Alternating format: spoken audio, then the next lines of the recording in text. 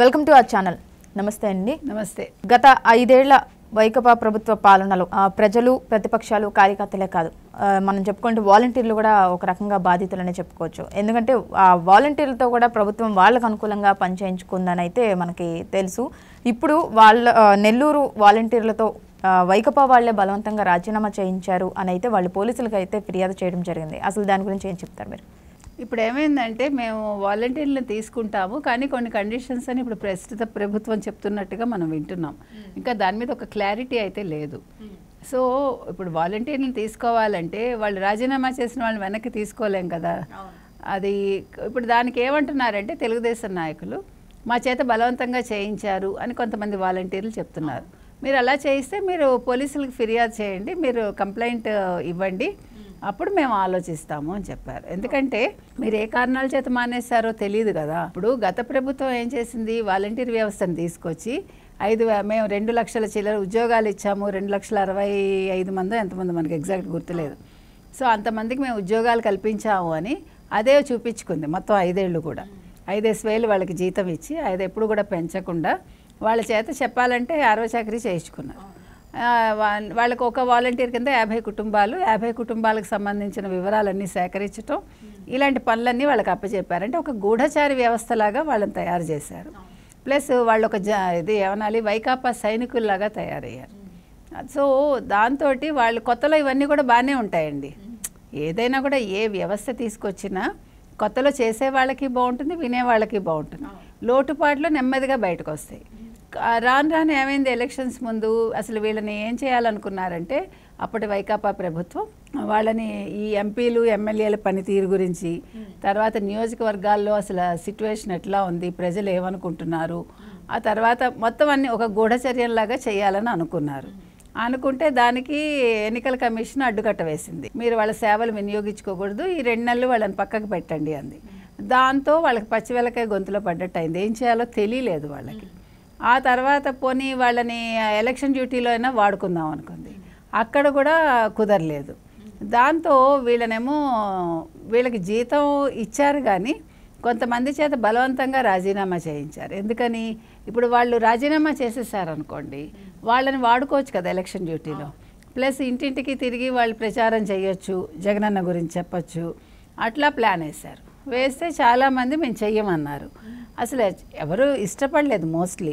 కాకపోతే మీరు చెప్పినట్టు వేదాయపాళెం ఇలాంటి చోట, అంటే నెల్లూరు ఇలాంటి కొన్ని చోట్ల ఏం చేశారంటే ఒక 200 మంది పనితీరు సరిగా లేదు అని వాళ్ళని పక్కకు పెట్టారు, విధుల నుంచి బహిష్కరించారు.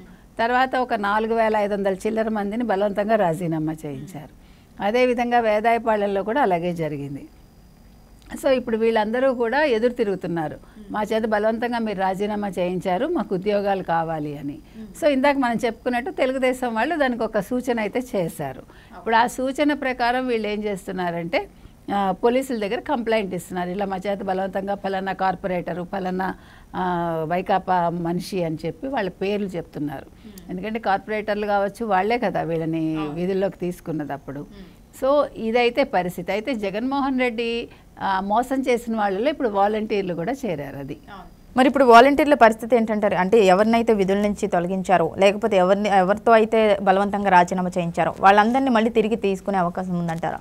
అది చెప్పలేమండి అందరినీ ఇప్పుడు, ఎందుకంటే దానికి వాళ్ళు కొన్ని కండిషన్స్ మారుస్తున్నట్టున్నారు. అంటే ఎడ్యుకేషనల్ క్వాలిఫికేషన్ అనేది ఒకటి ఉంటుంది కదా.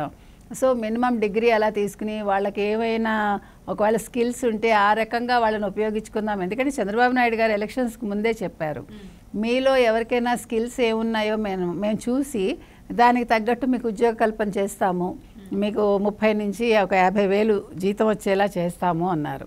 ఇప్పుడు ఈ స్కిల్ గణన కూడా మొదలు పెడతారు కదా. సో ఈ స్కిల్ గణనకు కూడా వీళ్ళని వాడుకోవచ్చు ఈ వాలంటీర్లని.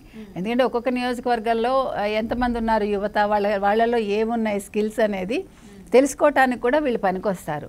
అయితే పనికి రావడానికి మరి వీళ్ళకి కూడా కొంచెం క్వాలిఫికేషన్ ఉండాలి కదా. ఇప్పుడు దానికి అనుగుణంగానే వీళ్ళు ఉండాలి. కాబట్టి మరి దానికి ఏదైనా ఈ డిగ్రీ ఉండాలనో లేకపోతే పలానా మీకు ట్రైనింగ్ ఉండాలనో మరి ఏం పెడతారో మనకు తెలియదండి. ఆ రకంగా పెట్టి వాళ్ళని తీసుకునే అవకాశం ఉంది. అయితే ఎంతమందికి ఉద్యోగాలు వస్తాయి, ఎంతమందికి రావు మనకి తెలియదు. అంటే విధుల్లో ఆల్రెడీ ఉన్నాం కదా, మేమేమి రిజైన్ చేయలేదు అన్న వాళ్ళని మరి ఏ రకంగా వాడుకుంటారు అంటే వాళ్ళ సేవలని మనకు తెలియదు ఇంకా. ఓకే, మరి ఇప్పుడు అంటే కొంతమంది వాలంటీర్లు అయితే వైకపా నాయకులకి అనుకూలంగా కొంతమంది పనిచేసిన వాళ్ళు అయితే ఉన్నారు. అప్పుడైతే విధుల నుంచి తొలగించారు. ఇప్పుడు వాళ్ళ మీద ఎటువంటి చర్య అయినా తీసుకునే అవకాశం ఉందంటారు? చర్యలు తీసుకునే కంటే వాళ్ళని విధుల్లోకి తీసుకోకపోవచ్చు. ఎందుకంటే ఇప్పుడు మీరు ఇవాళ చూశారు 21 మంది ఐఏఎస్ని బదిలీ చేశారు. అందులో కొంతమంది కోవర్ట్లు ఉన్నారు అని అనుకున్నారు. అలాంటి వాళ్ళనేమో అసలు వాళ్ళకి జేఏడీకి వాళ్ళని వెళ్ళమని చెప్పారు. సో ఆ రకంగా ఈ వాలంటీర్లో కూడా తెలుస్తాయి కదా, దాని మీద కూడా ఒక నిఘా పెట్టి ఎవరెవరు వైకాపాకు అనుకూలం ఎవరెవరు కాదు తెలుసుకున్నాక వాళ్ళని తీసుకుంటే బెస్ట్. ఎందుకంటే వాళ్ళు విధుల్లోకి తీసుకున్నాక మీకు గుర్తుంటే కనుక అయితే 2014 నుంచి 19 వరకు జగన్మోహన్ రెడ్డి ప్రతి శాఖలోనూ తన మనుషుల్ని కోవర్ట్ల కింద పెట్టుకున్నాడు.